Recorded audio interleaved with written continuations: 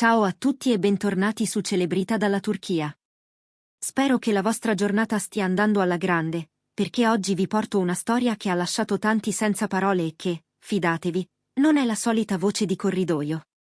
Parliamo di un episodio che ha fatto esplodere i commenti, alimentato discussioni infinite e scatenato una valanga di interpretazioni, la tuba colpita da Cenk Toran e le parole che Cenk ha pronunciato subito dopo. Sembrava uno di quei momenti destinati a passare inosservati, e invece è diventato il centro di un turbine mediatico. Sono sicuro che molti di voi hanno già intercettato qualche frammento di questa storia, magari attraverso un video sfocato o un post condiviso all'infinito. Ma oggi mettiamo ordine, ricolleghiamo i fili e ci chiediamo, perché proprio questa scena, apparentemente minore, ha toccato un nervo scoperto del pubblico? Prima di addentrarci nei dettagli, vi pongo una domanda. Vi è mai capitato di assistere a qualcosa di così inaspettato da restare pietrificati, senza sapere se ridere, restare indignati o semplicemente guardare in silenzio?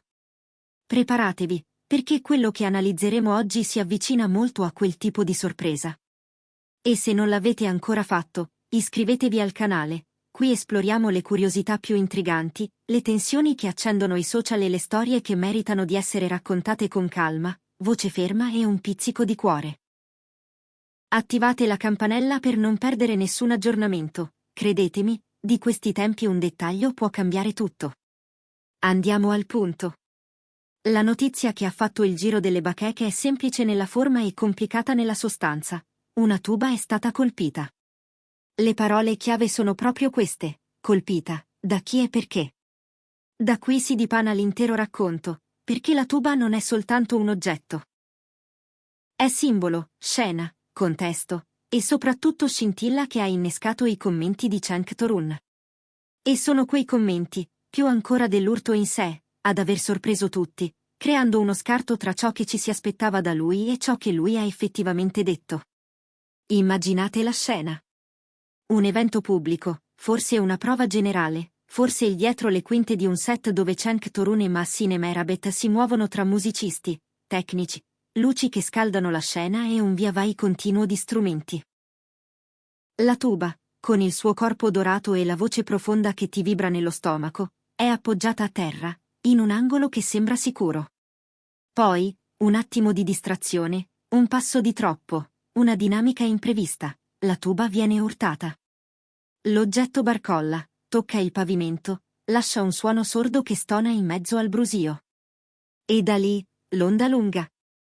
La fantasia corre, incidente accidentale durante un passaggio stretto? Confusione a bordo palco? Un oggetto che vola fuori traiettoria e finisce proprio lì? O un momento di tensione in cui tutto si ingarbuglia e la tuba diventa involontaria protagonista? Le versioni si moltiplicano, come sempre accade quando le immagini sono poche e le parole sono tante. Ma ecco che entra in scena l'elemento che ha acceso davvero la miccia: i commenti di Cenk Toran sull'accaduto. Chi conosce Cenk sa che la sua voce pubblica pesa, perché alterna ironia, intensità e quella calma che appartiene agli attori abituati a reggere lo sguardo delle telecamere. Le sue parole, stavolta, hanno lasciato il pubblico spiazzato. Perché sorprendenti? Dipende dal contesto, naturalmente. Se l'urto fosse stato serio, se quella tuba avesse subito un danno importante, ci si aspetterebbe contrizione, dispiacere, toni misurati. Se invece l'impatto fosse stato lieve, magari un mezzo scivolone senza conseguenze, allora sarebbe consono un sorriso, una battuta, una carezza al caso. Eppure, il racconto degli spettatori e delle clip circolate parla di un Cenk Toran che ha scelto una strada differente, meno prevedibile, parole che sembrano poetiche in un frangente tecnico, o una lucidità severa in mezzo a un episodio che molti avrebbero archiviato come buffo. Qui sta lo stupore. Lo scarto tra l'aspettativa e l'intonazione reale di Cenk. Ma non fermiamoci al primo strato. In che forma sono arrivate quelle parole? Un commento a caldo catturato da un telefono? Un post scritto di getto, poi rimaneggiato e rimbalzato da profilo a profilo? O ancora, un frammento di intervista dietro le quinte, dove si sente la voce di Massine Merabet cercare di riportare il clima alla leggerezza, mentre lui si ostina a dare senso a ciò che senso forse non ha. Il mezzo incide sul messaggio, lo sappiamo. Una frase su una storia è un lampo, una battuta in un talk ha un'eco diversa, un podcast rende tutto più intimo e riflessivo. In questo caso, ciò che ha spiazzato è anche il modo, parole scelte come se la tuba non fosse soltanto metallo e risonanza, ma un personaggio a sua volta. Che tuba era? Un pezzo storico, magari custodito con cura dalla banda che accompagna spesso gli eventi di beneficenza a cui Cenk e Maassine partecipano? Un'anziana compagna di palco, con ammaccature che raccontano notti, piogge e viaggi? O uno strumento di lavoro comune, sostituibile, importante ma non sacro? Il valore dell'oggetto cambia l'ombra dell'episodio, e dunque anche il peso delle parole. Perché se fosse stato un cimelio, le frasi di Cenk avrebbero potuto sembrare irriverenti, se fosse stata una tuba qualsiasi, quelle stesse parole avrebbero improvvisamente assunto il sapore di una riflessione più grande del fatto stesso. Il nucleo di tutto, però, è la sorpresa. E la sorpresa nasce quando ciò che crediamo di sapere sulle persone si incrina. Di Cenk Torun ci si aspetta carisma e misura, di Maassine Merabet eleganza, attenzione, sensibilità. Se l'episodio li mostra in controluce, se da una piccola distrazione sboccia un discorso che tocca corde filosofiche o, al contrario, una sincerità disarmante, allora il pubblico non può che restare interdetto. Forse Cenk ha parlato della tuba come se avesse un'anima, come se nella sua superficie lucida si riflettesse la fragilità di ogni scena. Forse ha detto che il silenzio di uno strumento, dopo una caduta, pesa più del suo suono. O forse ha ribaltato il tavolo e ha commentato con un rigore inatteso, chiedendosi come si possa lasciare un oggetto così ingombrante in un punto di passaggio. E Maassine? Qui la storia si fa ancora più interessante. Alcuni giurano di averla vista posare una mano sul braccio di Cenk, come a invitarlo a stemperare, a riportare il sorriso, altri dicono che proprio lei, con uno sguardo lucido, abbia colto il senso più profondo di quelle frasi e lo abbia rilanciato, ricordando che gli oggetti che ci circondano sono testimoni silenziosi delle nostre giornate. In un mondo di immagini veloci, la coppia ha regalato un momento denso, ambiguo, aperto a letture multiple. E non c'è nulla che il web ami di più delle zone grigie. Per comprendere davvero l'onda d'urto, bisogna immaginare i percorsi alternativi. E se fosse stato un drone fuori controllo a sfiorare la tuba, trasformando l'episodio in un piccolo caso tecnologico? Le attese sarebbero andate verso la sicurezza dei dispositivi, le regole d'uso, le distanze. E se invece la tuba fosse scivolata dal bordo del palco mentre Cenk e Maassine salutavano il pubblico, finendo per cadere a pochi centimetri da un microfono aperto? Qui il copione sarebbe stato imbarazzo, scuse, rimessa in ordine. Ma ascoltando i racconti di chi c'era, pare che Cenk abbia spostato il focus altrove, non tanto chi ha urtato, quanto cosa rappresenta quell'urto. C'è chi cita frasi precise, chi parla di metafore sulla voce della terra e sul rumore della modernità, chi riporta un Cenk capace di trasformare la scena in un piccolo monologo. Per alcuni è stato geniale, per altri fuori luogo. Ecco la linea che divide, la stessa frase può consolare o irritare, può apparire come una carezza o come una provocazione. Qualcuno sostiene che Cenk abbia ironizzato con affetto, come si fa con un vecchio amico. La tuba non si è rotta, ma ha ricordato a tutti che ogni palco è un equilibrio. Altri raccontano, invece, un tono severo, come se volesse ammonire gli addetti ai lavori. Entrambe le letture hanno un fondo di verità, perché entrambe sono possibili quando il protagonista sa scegliere parole che sfuggono al perimetro dell'ovvio. E se Cenk fosse stato direttamente responsabile dell'urto? Qui si apre un'altra pista. In tal caso, ogni sua parola diventerebbe anche autoanalisi. La giustificazione gentile di un gesto involontario, l'ironia che disinnesca, o la severità di chi trasforma un inciampo in monito per tutti. E se invece non fosse stato lui, ma qualcuno poco dietro, magari un assistente, un tecnico, un artista in prova? Allora le sue frasi cambiano ancora pelle, non più difesa, ma lettura del momento, con quella sensibilità da attore che sa che un oggetto in scena non è mai neutro. In entrambi i casi, la sorpresa resta. Nessuno si aspettava che una tuba diventasse specchio di riflessioni più ampie. Il ruolo di Mahsine Merabet, in questo quadro, è la cornice che tiene tutto insieme. Attenta a non sovrastare, ma presente al punto giusto, lei sembra aver capito che il pubblico non aspettava una versione dei fatti, quanto un senso. Per alcuni, la si è sentita dire che gli strumenti hanno memoria, per altri, semplicemente ha sorriso, come a dire che è tutto parte dello spettacolo. In realtà, la forza della coppia sta proprio qui, nel tenere insieme leggerezza e profondità, senza cedere al cinismo, senza fuggire la responsabilità di una parola quando serve.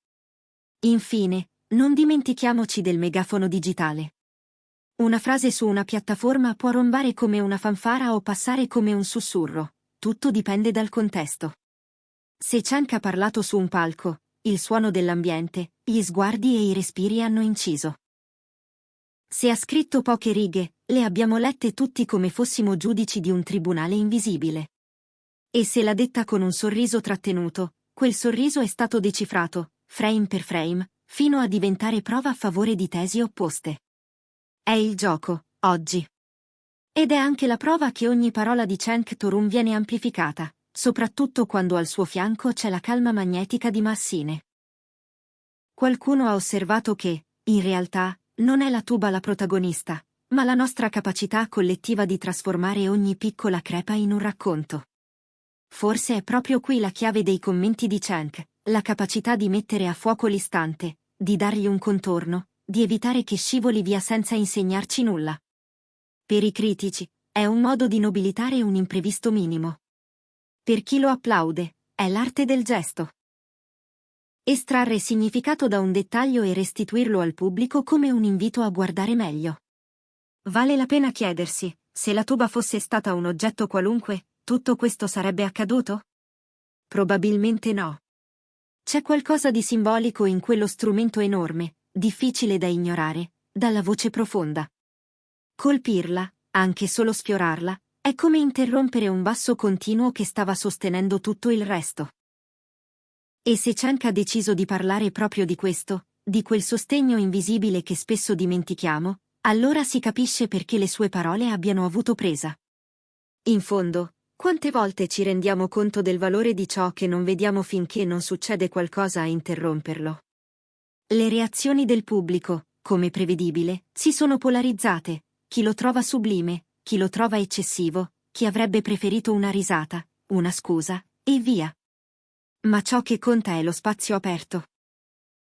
Gli strumenti si riparano, i palchi si rimettono in ordine, e domani ci sarà un'altra storia, un altro dettaglio inaspettato. Eppure, questa tuba, in questo preciso momento, è diventata un'icona minore. Non per la botta in sé, ma per la scia di parole che ha lasciato. Quando una coppia come Cenk Torun e Mahsine Merabet si muove nel mondo, ogni gesto riverbera. C'è chi li segue per la loro eleganza, chi per la sincerità, chi perché intravede in loro un equilibrio raro. In questo episodio c'è un po' di tutto, la grazia di chi non alza mai la voce invano, l'acutezza di chi preferisce pensare prima di parlare, e perfino il rischio di non essere capiti. È il prezzo e il privilegio di chi vive sotto i riflettori, con la responsabilità di rendere significativo anche l'imprevisto più banale. In conclusione, abbiamo ripercorso le tappe. La tuba colpita, l'istante di smarrimento, i commenti inattesi di Cenk, la presenza silenziosa ma fondamentale di Mahsine, il coro delle interpretazioni. Abbiamo visto come un gesto minimo possa diventare la prova generale di una conversazione più grande, su cosa pretendiamo dalle parole dei nostri idoli, su come leggiamo gli oggetti che abitano le nostre storie, su quanto ci piacciono i momenti in cui la trama devia e ci sorprende. Qualunque sia la verità precisa. E forse resterà in quell'intercapedine dove vivono gli aneddoti migliori. Cenk Torun ha ottenuto ciò che pochi riescono a ottenere. Ha invitato tutti a fermarsi un istante e a chiedersi cosa stessimo ascoltando davvero. E ora tocca a voi. Che cosa vi ha colpito di più, l'urto, la tuba, o le parole? Pensate che Cenk avrebbe dovuto limitarsi a una battuta, o trovate che la sua riflessione abbia dato dignità a un imprevisto? E la presenza di Mahsine, Vi è parsa una mano posata a calmare l'acqua o una finestra che si apre su un modo più gentile di guardare il mondo?